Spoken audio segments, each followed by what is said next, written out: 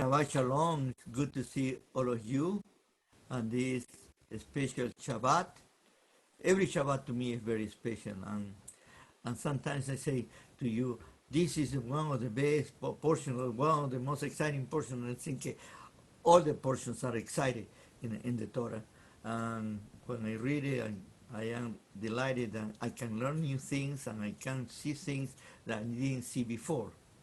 I think we are now getting in the fifth week, and start with the sixth, now with the fifth, of the getting closer to the high holidays that we call it, and the Yom Teruah and Yom Kippur is in the sixth week, and there, this time of the year, we call it Yomim Noraim, the terrible days, or days that are difficult.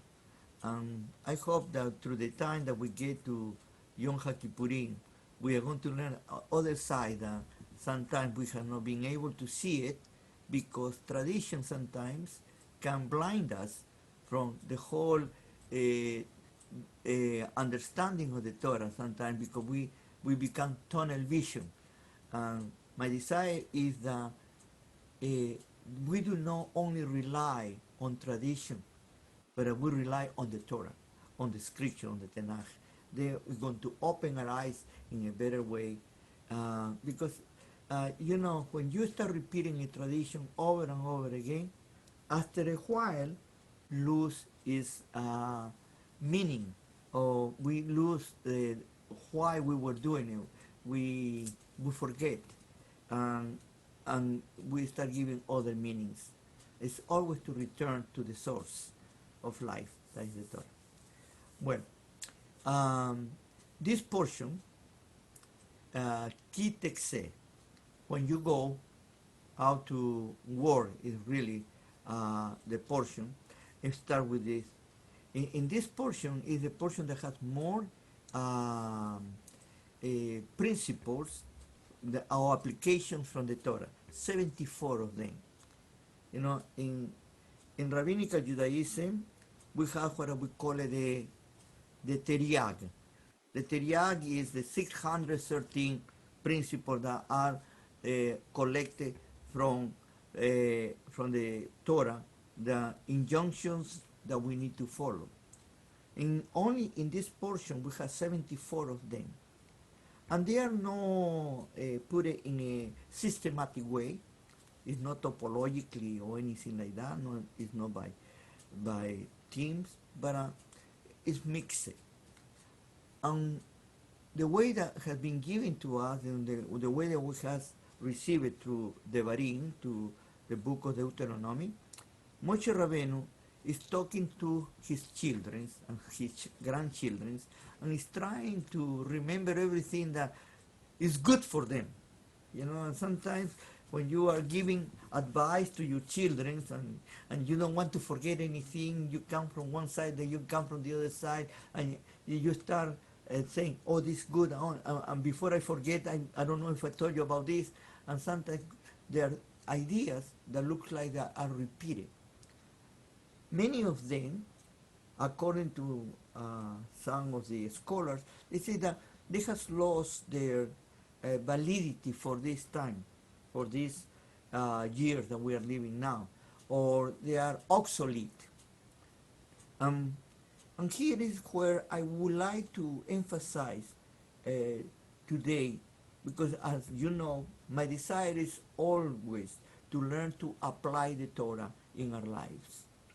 And not to be literalists, not to be fanatics in one word, but to understand what is the principle behind, and to try to understand what is the Creator, the Borei Olam, blessed be His name, wants to instruct us and wants to give it to us in order that we can really follow His word.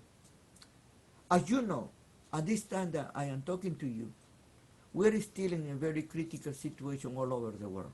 This pandemic looks like that it doesn't want to leave. I was telling Rhonda that I believe that this pandemic is going to go away as soon as the elections are gone, because all of this is beyond what reality is. And they make it bigger than anything else, in my understanding, because in that way, it's very easy to control the population in the world. And that's what I'm doing. If you are a little bit careful, examine all the statistics and everything else, you don't know if they are real or they are made up. You don't know to whom to trust anymore.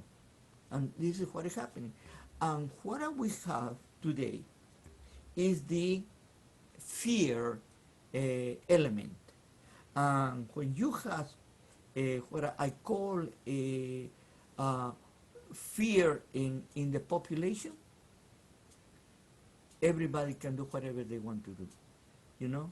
And we need to be rational, and we need to see about the situation for what it is, and you need to be careful, you need to follow the basic thing that they tell you to do, but get to the point that you are totally limited, and they don't even, literally you are in prison, you know, and you cannot even move. And you ask yourself, is this the best way for taking care of this situation? There are so many opinions, even of those people who supposedly are very well studied in these areas, the specialists in this area, they have different opinions. Well, with this portion, also we are going to see things that come from the Torah, and sometimes we do not know how to apply it and how to understand it. One thing I need to ask you, to all of you, are repeating this over and over again, is that you need to understand that today, when the Torah was given to Israel, was more than 3,500 years. I always use as 4,000 years. You know, it's a long time, and was written according to the way of thinking of those people at that time, and what was natural for them, and what was things that they were doing. There are instances there that sometimes looks like that are out of time, out of place. But we need to look at what is the principle behind, what the scripture are trying to protect. In this portion, we are going to see about protection of the woman, protection of the those ones that they are less capable of survive by themselves, protection of animals, protection of the even what you farm, cultivate. You know, they teach you ecological ideas that sometimes we think we have just rediscovered, because protecting the environment is protecting ourselves too.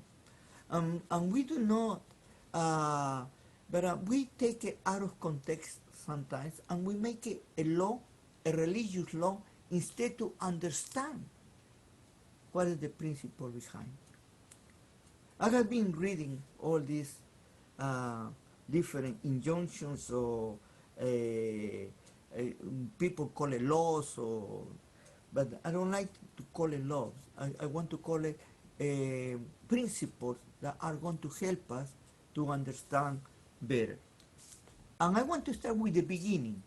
Only that you compare 3,500 years ago, a little bit more, to today.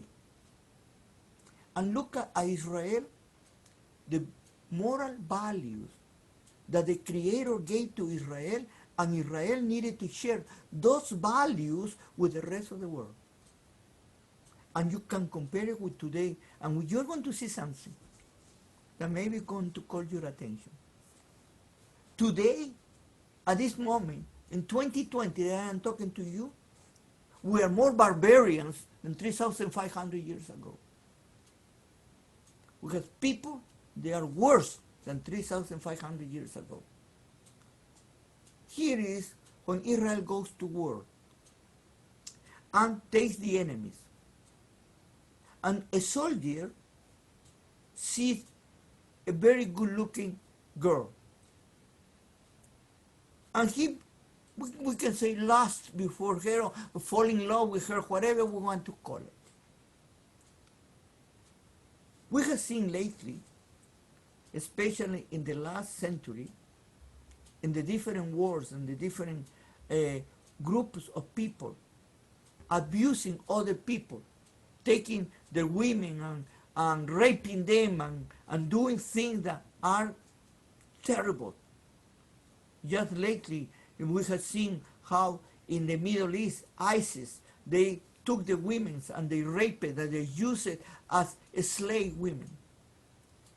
But not long before that, in the Second World War, we see the example of Japan, a very, very developed, civilized country, how they use the women where they conquer Manchuria, Korea, and others. They use it as prostitutes. And here, in these short passages, the beginning of Tetze, the Creator is saying, you must respect the woman.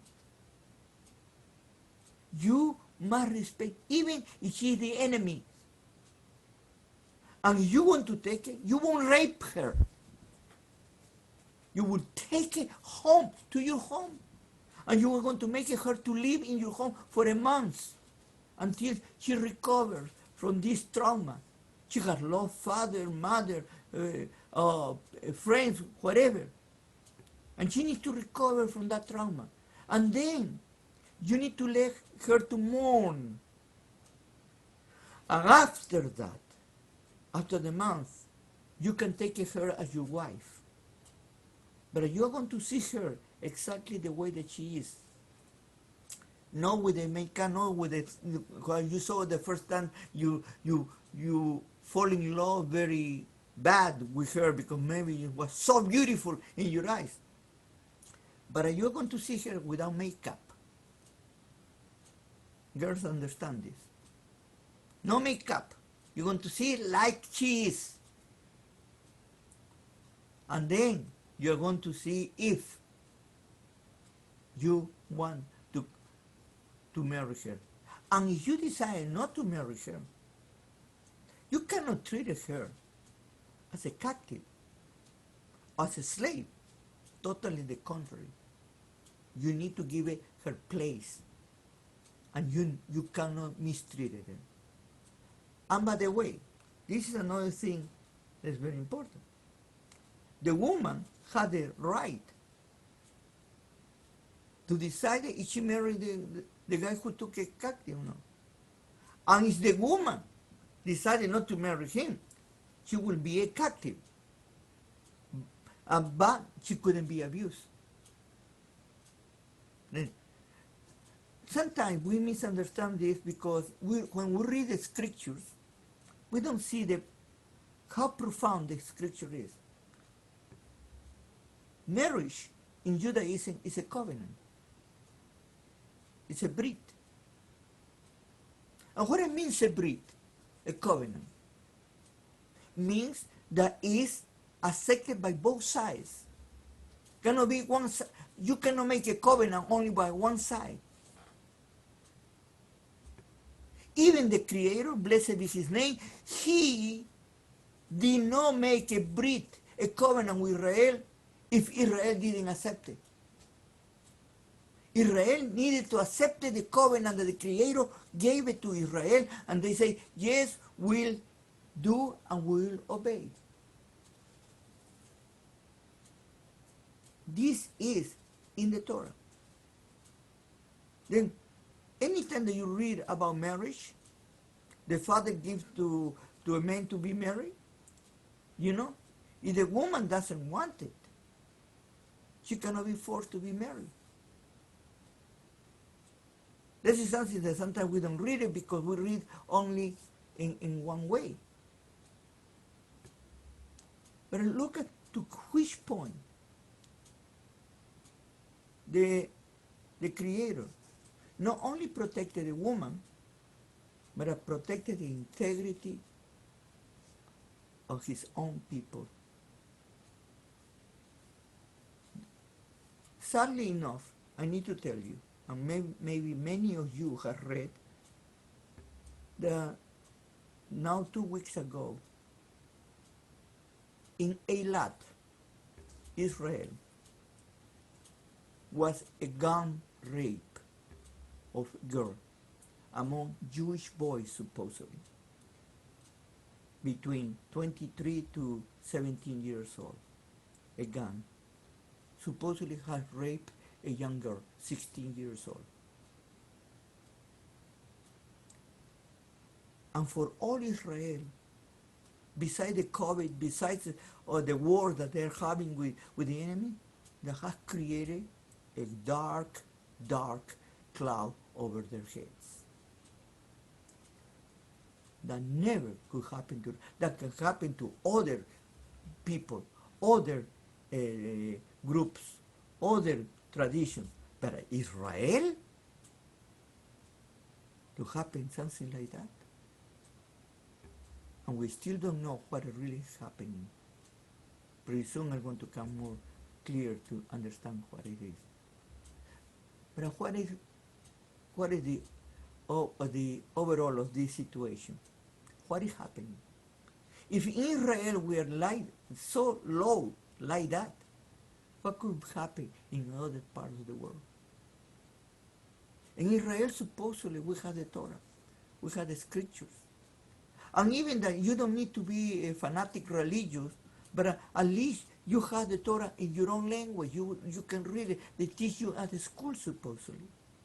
The principles, the values. And this is one of the things of this 74 injunction that today we go and we read them and sometimes we laugh.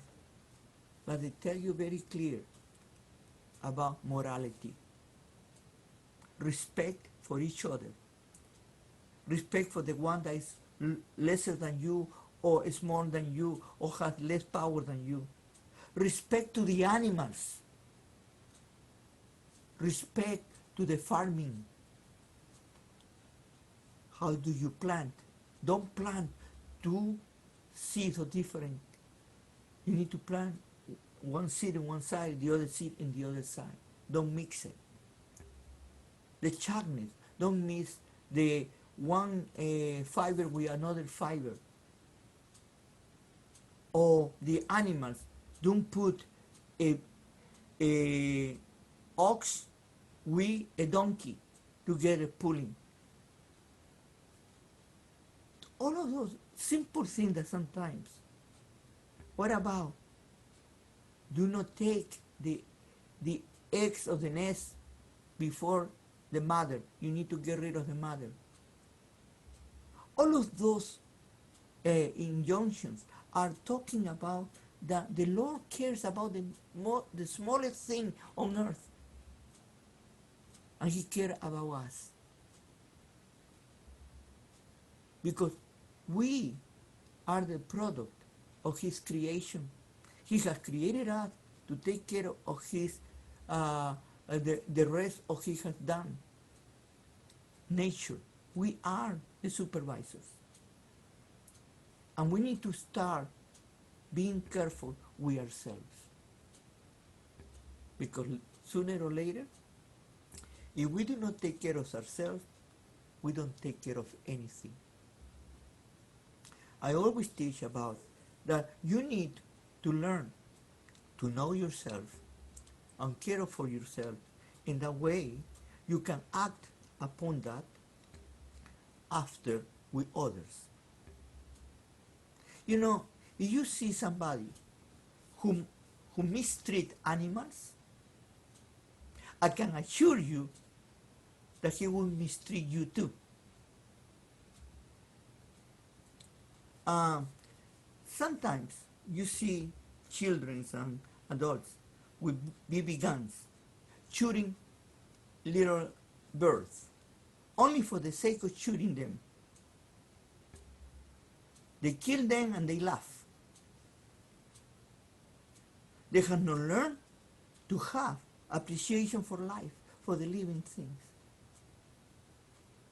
This is the principle that the Lord is teaching us, especially at this time of the year, because He's showing us His rahamim, His mercy, and His love for us.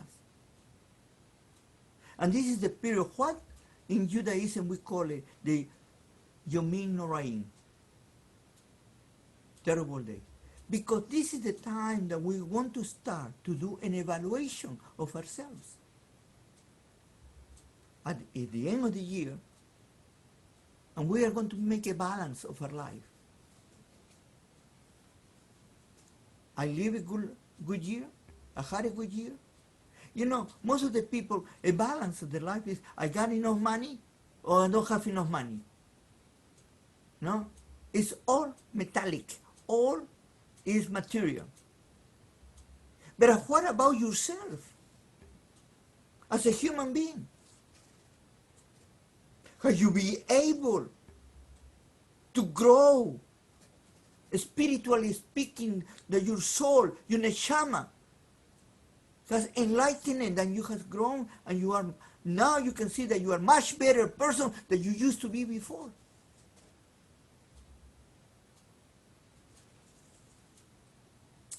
These 74 injunctions that you're going to read, each one has a reason to be there.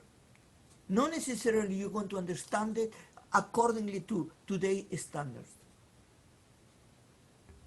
But all of them is telling you, you cannot abuse anybody, you cannot shame anybody, you need to respect the dignity of human beings, animals, and other things. Now, let's make a little bit of progression to our thoughts, and let's look at what we are living today. What is happening today all over the world? You know, supposedly we have advanced in our civilization. Supposedly we are more, I would say, civilized. We have more care about our human beings all over the world. And around the world, we are living the worst thing that nobody can even believe is happening. One of the greatest business today is trade of women, prostitution. They make women slaves and they take it from one country to another country, like they are cattle. And Israel is one of those countries. I don't tell you Canada or United States because that's already all. But when we look that our own Israel is going through that, what can we expect from the rest of the world? I don't know, you know, but we have an organization called the United Nations.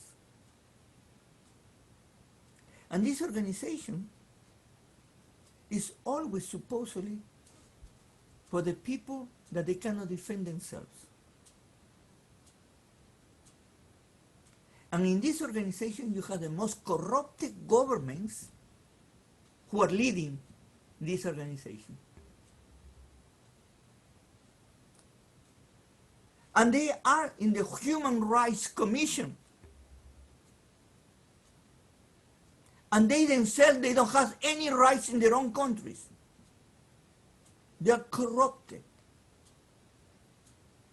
And what do we do the rest of the world? We are blind. I don't hear nothing, I don't see nothing, I don't know nothing. Right now, we are having revolts around the certain countries. United States, little less here in Canada. Because we are fighting for the human rights. And you know how they fight with the human rights? Destroying the rights of others. Instead to bring and have a conversation or having a panel of discussions and talking about what they really are the problems,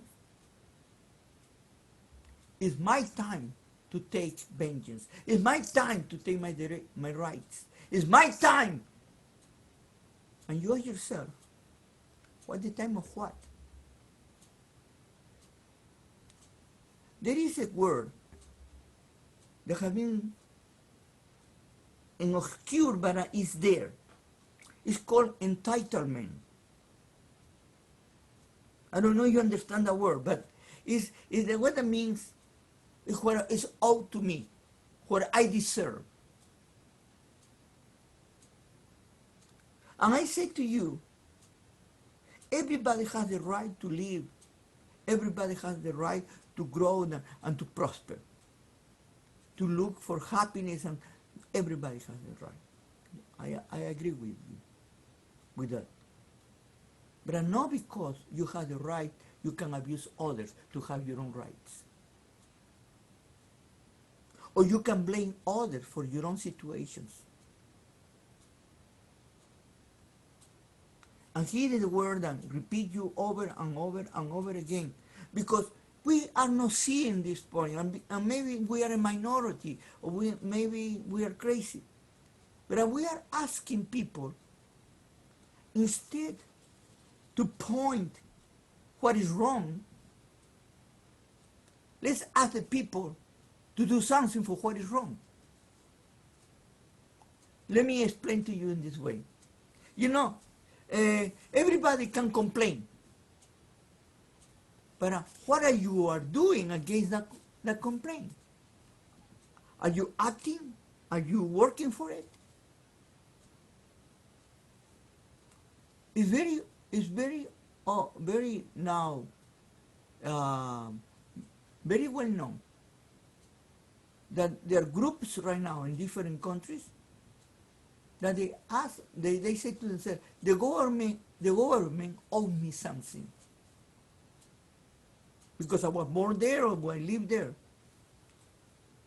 You know, many of us in this group, we are immigrants.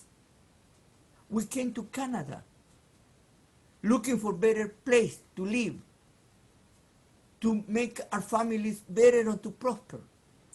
Many of us, we left places that are horrible. And you know what is the epitome of this? That many of these groups that have come supposedly fleeing from their own country that is disastrous, they want to bring the same thing here. And they want to destroy the good things that are here and impose methods or systems that didn't work. The Torah teaches that when we go and we take a place, we need to get rid of all those things that pollute the land. And the pollution of the land is not only chemicals or things like that, it's ideas.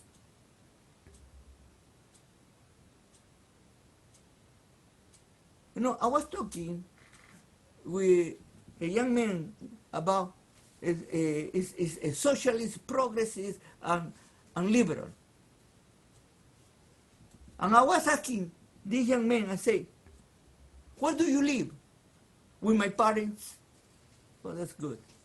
Are you going to university? Yeah, I am studying. Who paid for university? My parents.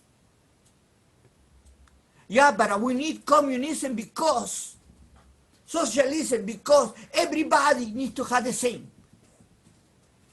And I say, do you know that you are talking because you are a daddy's boy? If you didn't have your daddy, maybe you wouldn't be studying unless that you needed to work to go to study. He was spoiled. And it's very easy to talk from the mouth out when you don't need to pay for what you are doing. When somebody else pay for you. And this is what I call it the group of entitlement. You know, we are in the middle of what is owed to me instead of why I am here to serve. The Creator give us through Moshe Rabbeinu and say, don't be spoiled. Don't try that people serve you. You have come here to serve the people, to serve the community. Don't come here to say, what is for me? Trying to see what can you do for others. Remember the widow, the orphan, the foreigner. Help them, and you help yourself. Know what is for me and what you need to do for others. And start with the simple things about taking care of the birds, taking care of the what you put in the soil when you put the seeds in the soil, taking care of how you treat your animals, and taking care of the less unfortunate. When you start seeing those things, you're going to be able to be yourself. About even in the idea about at the end in chapter 24 and 25, we want to talk a little bit about divorce. You know, and it's, the divorce in the Torah was given for the sake to protect the woman more than anything else. At that time, when these laws were given, I have been told you that the women, they didn't have the capability that they have today. They were totally dependent on their parents or in their husbands. They couldn't start their own business on their own. They couldn't be independent. They were totally dependent. And the divorce was given to protect them from husbands that will be terrible. And you couldn't mistreat a woman. And you needed to pay for her until she could start in her own. We are a society that we have lost our moral values. We have lost the compass of righteousness, the direction. We have accepted the greatest lie of this world. We have confused freedom with being libertine. We have confused what is right with what is wrong. And we have accepted the view of the world even though we know that's wrong.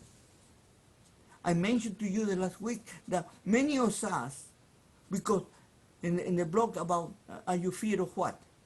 You know, I was talking to you about something that to me is a very simple issue. You know, I do not need to be accepted by the world. I need to be right with the Boreolam, with the Creator. The world can say one thing, but if God says something different, who do I trust? In whom I put my trust, my confidence? Right now, we have lost everything about to have what I call it certain protection to those who are more are incapable of defending themselves. We have women's leave, we have sex leave, we have mentally leave, and all the leaves, you know? And the problem has nothing to do that you can do whatever you want to do. The problem is that you need to be responsible for what you do. And you cannot impose others your way of living. And the governments today are teaching you values that goes against directly to the moral values that the Torah teaches. And the worst part, the great majority, is silent. We don't say anything because we are afraid that something can happen to us. It's okay. You know, now you think you are free, you live in a free society. I want to bring you back to reality. That's not true. You no any longer you can express your thoughts freely. They call it hate. If you disagree with something that is not right, that you are full of hate. And they immediately quench you.